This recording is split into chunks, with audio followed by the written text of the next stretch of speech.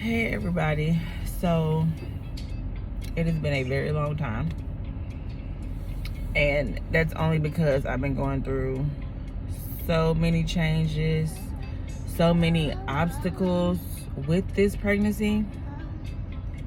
And just FYI, throughout this video you will probably hear my son. He's in the back seat, but this pregnancy has been a little bit harder than it was with my son.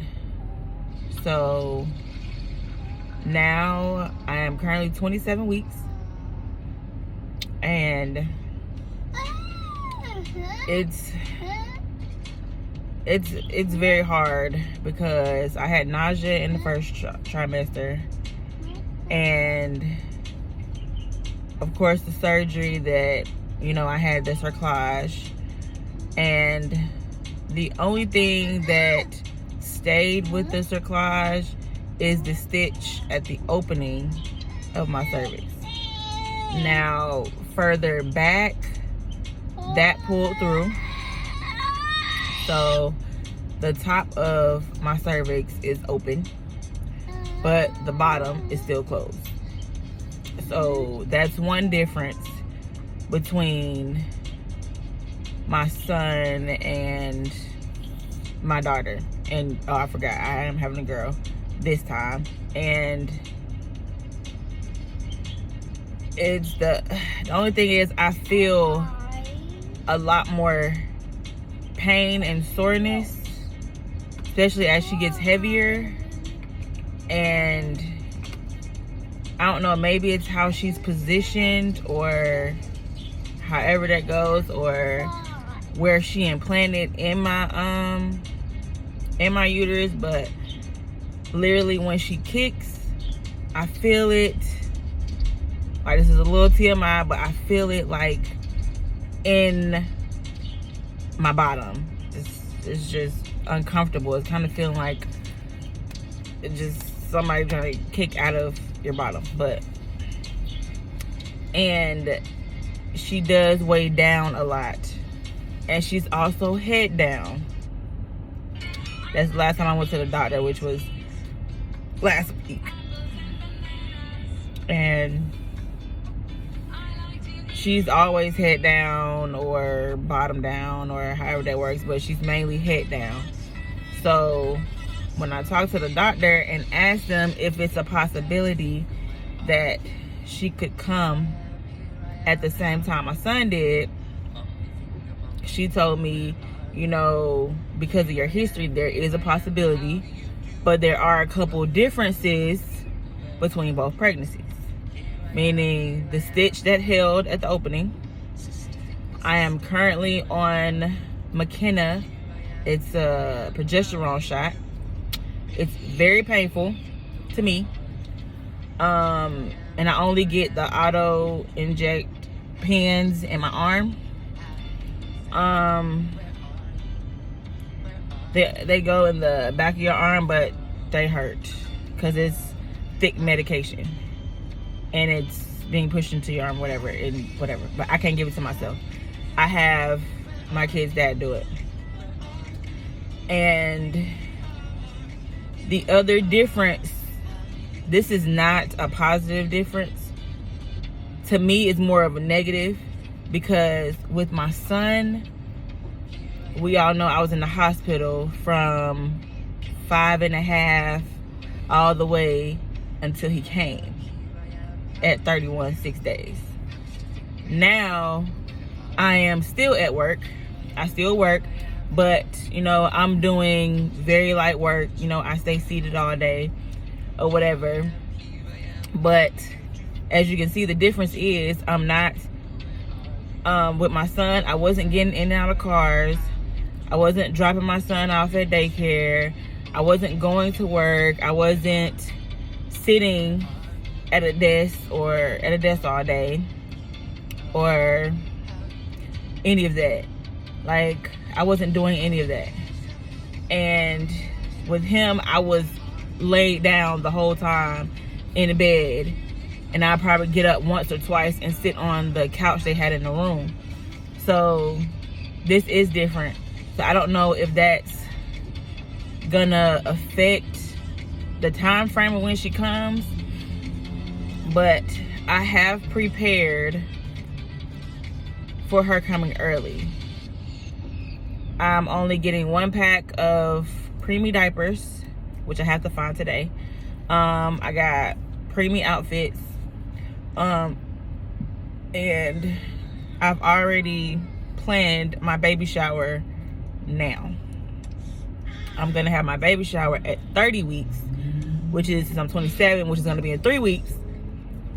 So by being at 30 weeks, since my son was born at 31 6 days, because it's not really up to me, it's up to when I rupture. And with my son, with me being in the bed not doing anything, I ruptured at 31 6 days. So I'm kind of looking at the time frame of 32 weeks, or at the latest probably like 35. Not sure if I'm going to make it all the way there, but 35. Now with the McKenna progesterone shots, they did say, I read up the reviews, there's no evidence that shows it has any significant help. So it's just, I don't know, it's just, we're using it as another precaution. I'm hoping that it helps her stay in longer than 32 weeks, because I take them every week. But even with me taking it every week, I still feel the pressure, the pain. I feel all that. Like, it's kind of a lot, but I guess for everything I went through before, I kind of know what to do a little bit, but at the same sense, it's new symptoms because of the fact that the stitch is still closed at the bottom and it hasn't pulled through. But I know once that pulled through, then I'm gonna have to be on like complete bed rest at that point. And I'm just trying to make sure I have everything before that happens. Like, I got some stuff, so that's why the baby shower is just being planned now. So that's really where I am now currently.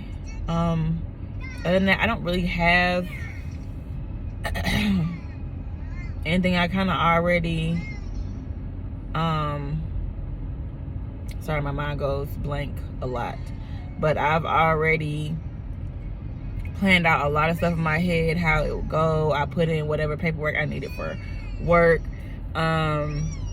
I just need my doctor to fill it out. But other than that, that's all I have. I pretty much done everything else, which I'm pretty proud of myself. I'm not scared or anything like that. I'm a little scared. I just want to get past 32, or be right at 32 like my son was, because with that, I already know what to expect. I also wanted to get the steroid injections, but they said they want to wait until, keep it in reserve for the last resort. And because of my son, I got 2 steroid injections while I was in the hospital. I got one when I got there, and then when my water broke, they gave me the other one. So I think the only thing that would help me is if I don't go back to the hospital, I have to be admitted to the hospital for any long periods of time, I'll be fine. I would rather stay at home. So if my water breaks, it's perfectly fine. I know what to do. Then I'll be going straight to the hospital when my water breaks. So yeah, I just wanted to give you guys an update on what's going on with me. So, and I will probably do a video of my baby shower, like little snippets or something like that.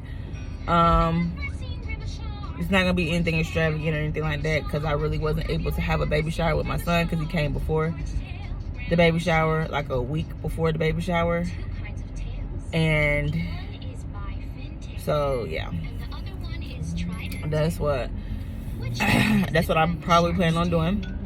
So until then, I will keep you guys posted.